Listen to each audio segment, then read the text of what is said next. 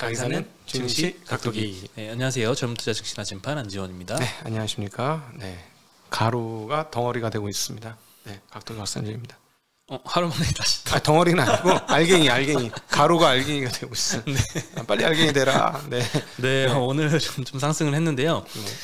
코스피 0.75% 상승, 코스닥은 1% 상승을 했는데 오늘도 사실 좀 불안불안했었죠. 장중에도 마이너스도 많이 났었다가 네. 오늘도 또 하락하나 싶었는데 오늘 반대매매 물량이 분명히 있었을 거예요. 시간대별로 딱딱 맞아요. 요즘에 오늘 시초가에서 의외로 강했는데 10시 근처, 그 다음에 2시 정확하더라고. 물량이 계속 튀어나오고. 네, 20조 언더로 확실하게 떨어졌다. 이제는. 네. 오늘은 좀 상승해서인지 개인 투자자들이 오랜만에 순 매도를 했습니다. 코스피에서 2,300억, 코스닥에서 1,300억, 양시장 다 순 매도를 했고요. 외국인은 여전히 코스피에서 매도하고 있습니다. 3,200억 정도 매도했고요. 다만 이제 선물은 들어오는 것 같아요. 오늘 아까 장중에 계속 컨텐거든데. 네.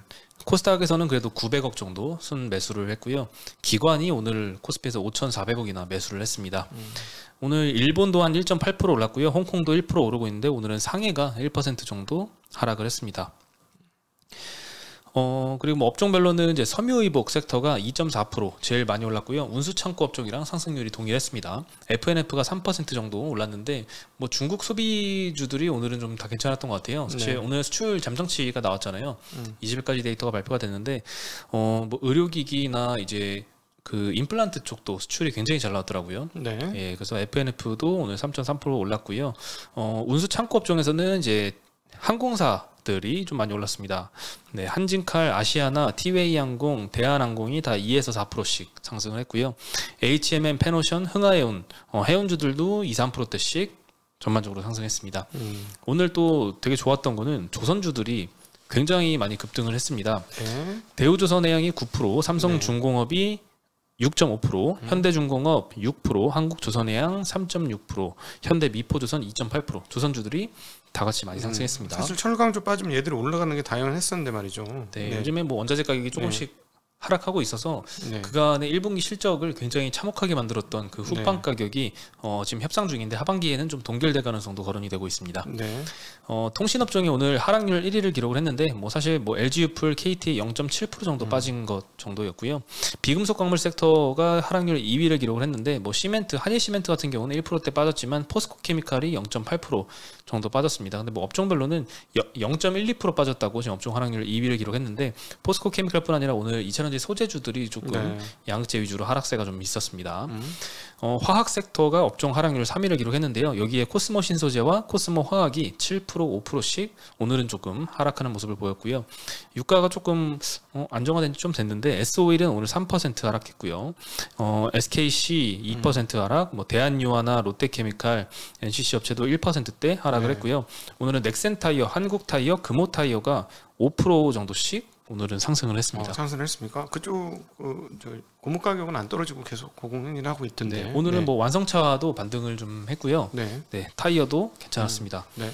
네, 그리고 사실 원자재 가격이 최근에 굉장히 빠르게 하락하고 있는데 특히 뭐 철광석이나 원료탄, 소맥, 팜 오일 이런 것들 위주로 좀 많이 하락을 하고 있습니다. 이 기조가 뭐 지속이 된다면 사실 CPI 둔화에도 조금 도움이 될 거고 종목별로는 굉장히 뭐 수혜를 보는 회사와 또 반대되는 회사도 엇갈릴 텐데요. 이 그래프를 한번 보여드릴게요. 왼쪽 게 CRB 인덱스라고 해서요. 원유나 천연가스, 곡물, 산업용 원자재, 귀금속 등등의 19개 주요 원자재 품목으로 구성이 된 지수고요. 최근에 좀 많이 올랐다가 6월 들어서 조금 하락하는 모습이 보이고 있죠. 오른쪽 거는 LME 인덱스라고 해서요. 이쪽은 원자재 중에서도 금속 위주의 원자재로 주로 구성이 되어 있습니다. 동이나 아연, 납, 주석, 니켈, 알루미늄 등 품목으로 구성이 되어 있는데 둘 다 마찬가지로 최근에 하락세가 좀 두드러지고 있습니다. 그래서 오늘 사실 2차전지 소재주 양극재들이 많이 하락을 했잖아요. 장중에는 뭐 코스모 신소재 같은 경우에 막 8, 9%까지도 하락할 정도로 전체적으로 이상했는데 사실 뭐 애널리스트는 오늘 사실 양극재 하락 이유가 없다라는 코멘트도 좀 했거든요. 사실 뚜렷한 이슈가 사실 없었어요. 많이 올랐잖아요. 예, 혼자 하나도 안 빠졌잖아요. 난 그게 제일 무서운데. 네, 많이 올랐기 때문에 사실 하락한 것 같은데 그 많이 올랐던 이유가 뭐냐? 실적이 굉장히 1분기에 잘 나왔었거든요. 네. 실적이 잘 나왔던 이유는 이제 비용이 많이 올라갔죠. 니켈, 코발트 많이 올라갔는데 그 비용들을 판가에 전부 다 전이를 잘 했습니다. 그러면서 이제 영업 레버리지 효과가 나타나면서 마진율이 엄청나게 개선이 됐어요. 그런데 만약에 이제 이 올랐던 원자재 가격들이 다시 안정화 추세로 간다면, 물론 지금까지는 조금 안정화 추세로 갈 것 같긴 한데 또 모르죠. 근데 더 안정화 추세로 간다면 1분기에 누렸던 그 마진 영업 레버리지 효과가 조금 다소 완화가 되지 않을까? 이런 우려가 좀 작용한 게 아닌가 싶습니다. 그래서 오늘 시장에서는 사실 이런 그간의 원자재 가격 상승에 수혜를 봤던 업종은 조금 하락을 했고, 반대로 그간의 원자재 가격 상승에 피해를 좀 봤었던 업종은 오늘 조금 상승했던 것 같습니다. 그중에 조선업체도 마찬가지였고요. 자동차도 마찬가지 이슈로 오늘은 좀 상승을 했던 것 같습니다. 오히려 주가가 많이 올라가서 조금 주의가 필요한 구간이긴 한 것 같습니다. 네, 그리고 뭐 기사를 보면은 사실 그 최근에 배터리 셀 업체들이 지난달에 나왔던 골드만삭스의 그 니켈 가격 폭락한다 그 리포트 있잖아요. 그 리포트를 참고해서 원자재 구매 시나리오를 다시 짜고 있다, 뭐 이런 내용의 보도도 확인을 했었거든요. 사실 뭐 이게 뭐 맞을지 안 맞을지는 모르죠. 골드만삭스의 전망이 그때 굉장히 극단적이었잖아요. 현재 지금 7만 불 정도에서 23년도 2년 만에 16,000불로 급락할 것이다 라고 이제 예측을 하고 있으니까 참 배터리 셀 입장에서는 굉장히 장기 공급 계약을 맺잖아요. 그래서 요거 한번 잘못 계약 맺었다가 큰일 날 수도 있어서 굉장히 고심할 것 같습니다. 지금 뭐 골드만삭스는 이렇게 급락할 것이다 라고 전망을 하고 있지만 또 어디에서는 계속 상승세를 유지할 것이다 라고 전망을 하고 있어서 판단이 참 힘들 것 같아요. 네, 그래서 오늘 2차전지 섹터에서는 뭐 코스모 신소재 화학이 좀 많이 빠졌는데요. 대주전자재료, 첨보, LNF, 뭐 에코프로도 2~3%대씩 하락을 했고요. 에코프로 BM은 사실 대장주인 것 같아요. 오늘 0.8% 상승해서 마감했습니다. 네, 그리고 조선주들은 오늘 좀 좋았는데 일단 1분기에는 후판 가격 급등 때문에 많은 충당금을 쌓았습니다. 그때 1분기 때 한국조선해양이 1,200억, 대우조선이 4,000억, 삼성중공업이 800억 정도 충당금을 설정하면서 1분기에 굉장히 어닝 쇼크가 나왔었는데요. 일단 후판 가격은 2020년에는 톤당 60만 원이었는데 지금은 2년 만에 한 2배가 올라서 120만 원까지 많이 급등을 했습니다. 근데 이제 최근에 이제 하반기 후판 가격을 철강사들과 협상을 하고 있는데 동결 가능성이 지금 거론이 되고 있고요. 당연히 조선사 입장에서는 강력하게 좀 동결을 해야 된다라고 주장을 하고 있고, 철강사들도 최근에는 조금 그걸 좀 받아들여주는 분위기인 것 같습니다. 그래서 만약에 동결이 된다면 이제 조선업체들은 실적이 한 4분기에서 내년 초쯤에는 흑자로 다시 돌아설 것 같고요. 그리고 후판 가격 이외에도 철강사 가격은 4월 달에 160불이었는데 지난주에는 132불까지 하락을 했고, 제철용 연료탄 가격도 우크라이나 전쟁 이후에는 400불을 넘었는데 다시 그 밑으로 좀 안정이 된 상황이라서 이대로 원자재가 조금 안정화 추세로 간다면 이제 좀 수주도 굉장히 잘 나오겠다. 그리고 수주 단가도 굉장히 높게 받겠다. 비용이 줄어들면 사실 이제는 조금 실적을 보여줄 때가 아닌가 싶습니다. 만약에 2분기하고 3분기 연속으로 철강 가격이 많이 떨어지면 충당금 쌓은 거 다시 회수할 수도 있어요. 그게 이제 앞으로 올라갈 것까지 예상해서 조금 아직 결정이 안 된 철강 가격 그런 부분들이 있으니까 뒤에 결정하지 않습니까? 그리고 철강업체도 마찬가지 이슈일 텐데요. 최근까지 이제 철강 가격이 계속 하락하고 있는데 문제는 철강 스프레드가 좀 많이 줄고 있습니다. 그래서 대형 철강사뿐 아니라 중소형 철강사도 좀 하락을 했는데, 현대차증권에서 오늘 현대제철에 대해서 리포트를 내면서 글로벌 철강 가격이 하락세지만 이제 철강주의 2분기 실적은 잘 나올 것이다라고 언급을 했습니다.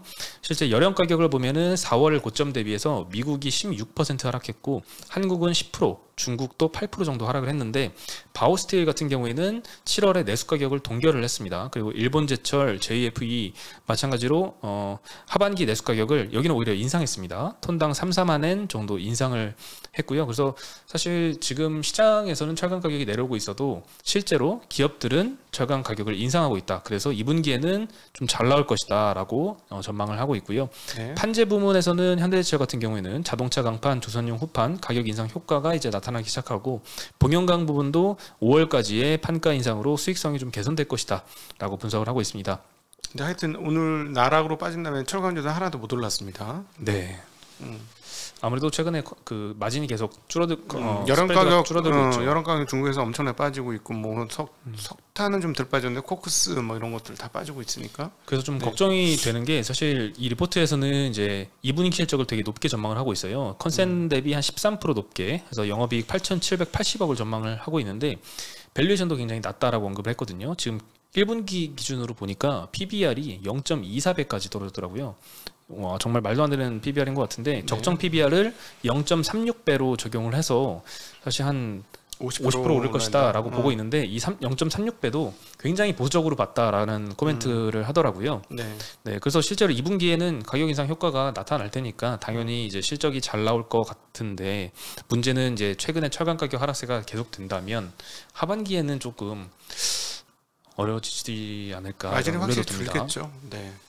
네, 그래서 최근에 이 원자재 가격이 다시 하락세로 가고 있는데 이걸 잘 보면서 어떤 종목이 좀 어떤 영향을 받을 것인지를 좀 잘 분간을 해야 될 것 같습니다. 네. 너무 어려운 것 같아요, 증시가. 분석할 게 너무 많아요. 투자가 쉬우면 뭐 벌써 한 돈처럼 벌었겠지. 네. 그리고 이제 한국전력 참 누적 적자로 인해서 자회사 매각 가능성이 거론되면서 오늘 자회사 한전기술이 12% 이상 급락을 했습니다. 어제 산업부가 이제 3분기 전기요금 인상 결정을 원래 21일에 하기로 했었거든요. 근데 이걸 연기를 했습니다. 그러면서 이제 했던 코멘트가 한전의 요금 인상안이 미흡하다라고 언급하면서 자구 노력에 대해 점검해야 된다라고 했습니다. 그러면 이제 자구 노력이라고 하면 뭐 경영 효율화, 연료비 절감, 보유 지분이나 부동산 매각 등이 있는데 그래서 이제 한국전력이 보유한 한전기술 지분이 지금 한 65% 넘거든요. 이 중에 15%가량을 매각 추진 중입니다. 그래서 이게 참 오버행시로 작용을 해서 오늘 좀 주가를 좀 짓눌렀던 것 같고요. 한국전력은 오늘 0.4% 올라서 마감을 했습니다. 네. 그럼 지분 다 팔면 그 한국 한전기술 같은 건 민간 회사가 되는 겁니까? 아니죠. 65%인데 이 중에 15%만 매각하니까 그래도 절반은 유지하겠다라는 거죠. 만약에 민간 회사 되는 순간 뭐 전기세는 하늘 높은 줄 모르고 한 더블 나겠네. 한국전력이 아니라 지금 한전기술 파는 그러니까 거니까. 한전기술 팔아가지고 한전기술이 완전히 민간 회사가 지금 안 하겠다는 거지만 민간에서 50% 이상을 가지고 가게 되면 배에 올려주세요. 빨리 배에 올려주세요. 안 올려줘요? 단전 안녕. 이럴 수도 있잖아. 예. 특히나 이제 한전기술은 작년에 주가가 한 뭐 5배 이상 났었던 원전 테마주로 엄청나게 그렇죠. 많이 올랐잖아요. 네. 그래서 이게 사실은 저는 수도하고 전기는 민간한테 너무 안 넘어갔으면 좋겠는데요. 네, 저는 상관없습니다. 저희 집은 발전소예요. 태양광 2기를 발전하고 있습니다. 네. 축하드립니다. 지금 막 800kW씩 발전돼요. 날이 길어가지고 어마무시하죠. 집 얼마 쓰십니까? 잘 모르겠네요. 300kW 쓰실 거예요. 많이 쓰면 400kW. 우리 하루에 한 달에 발전량 800, 900 안 되면 하나 더 달어. 네, 그렇습니다. 네. 그리고 카카오 게임즈가 어제 신작 출시하고 10% 떨어졌잖아요. 네. 오늘은 다시 10% 올랐습니다. 참나. 네, 이거 게임 순위 1위를 달성을 하면서 회복을 했는데요. 애플 앱스토어에서 출시하고 11시간 만에 1위를 기록을 했습니다. 리니지 W가 14시간 걸렸다고 하는데 이거보다 좀 높은 기록이었다고 하고요. 다울투자증권에서는 이제 초기 일매출은 30억 수준일 것이다라고 언급을 하면서 이제 시장 기대치가 5에서 10억이었는데 이걸 훨씬 상회했고 그리고 올해 일매출은 한 11억 정도 달성을 할 것이다라고 전망을 하고 있습니다. 어저께 사실 공매도 금액이 엄청나게 급증을 했습니다. 그 전일 대비해서 한 4-5배 정도 갑자기 늘었는데 오늘은 시가가 7% 급등해서 출발했거든요. 그래서 공매도 친 기관들이 조금 손실을 입었을 것 같긴 하네요.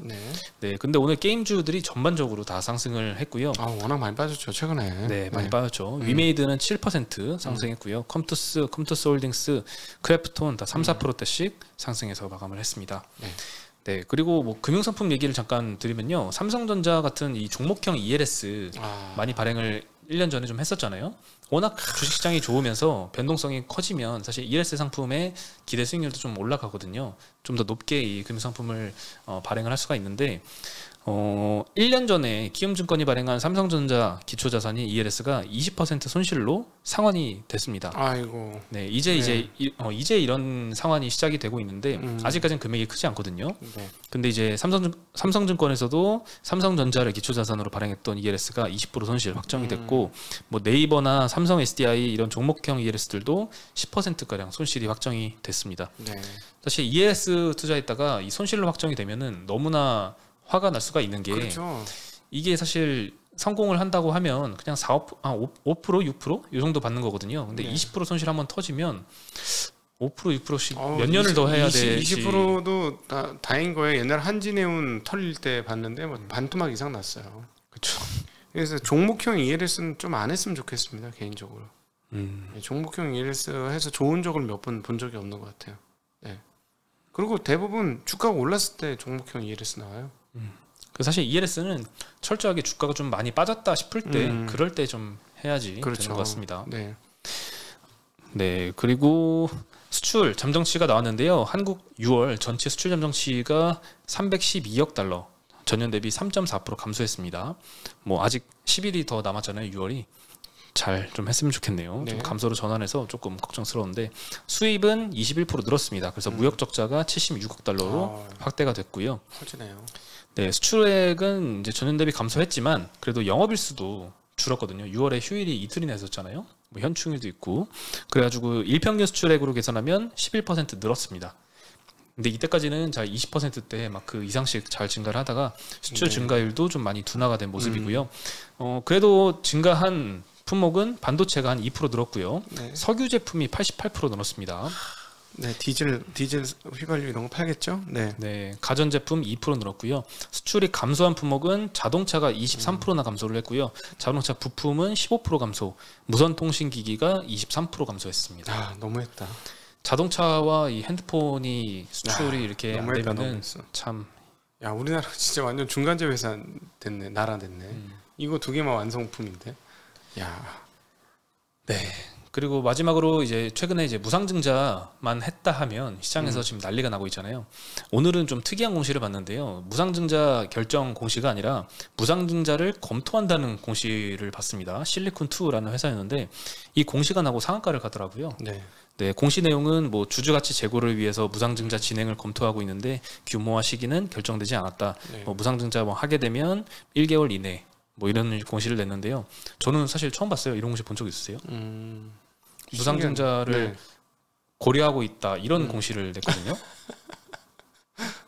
좀 이상하다. 네. 네. 사실 저는 최근에 이 무상증자 하면 사실 뭐 회계적으로는 사실 또 뭐 별 다를 게 없는 건데, 실제로 주가는 뭐 상한가 가는 경우도 있고 한 1-20% 급등해서 많이 반영을 했었잖아요. 근데 최근 들어서 이 무상증자 막 2대1, 3대1이 넘는 그런 공시들이 좀 많아지고 있고, 그런 종목일수록 막 상한가를 연달아서 막 대여섯 번 치고 이런 것들이 많은데 도대체 왜 그럴까 한번 생각을 해봤거든요. 근데 암만 생각해도 이거는 작전인 것 같다라는 생각이 들더라고요. 왜냐면 네. 한 1대1 무상증자 공시를 하면은 예를 들면 100만 주가 있는데 이걸 100만 주 추가 발행하는 거잖아요. 그렇죠. 근데 이게 당장 다음 날부터 100만 주가 추가 상장되는 게 아니라 막 한두 달 있다가 상장이 되거든요. 네. 그러면 그 사이에는 이미 주가는 반토막 난 상태인데 기존의 발행 주식세랑 똑같잖아요. 100만 주가. 그러면 시총이 마치 절반으로 떨어진 효과이니까 그 네. 사이에 굉장히 좀 작전의 여지가 좀 네. 크지 않나 이런 생각이 좀 들더라고요. 요즘 그런 비슷한 거 많았죠. 노 관련 땡땡 회사도 그래서 급등했다가 지금 싹 다 빠지고 있습니다. 네. 네. 놀랍게 올랐다가 놀랍게 네. 빠지더라고요. 네. 예. 네. 물리신 분 없길 바랍니다. 네. 네, 오늘 소식은 여기까지입니다. 그래도 오늘은 조금 한숨 돌렸네요. 아, 이게 좀 반등이 좀 많이 베어마킨 랠리가 좀 세게 나오기를 바라고 있습니다. 네. 네, 그럼 저희는 오늘 여기서 인사드리겠습니다. 안녕.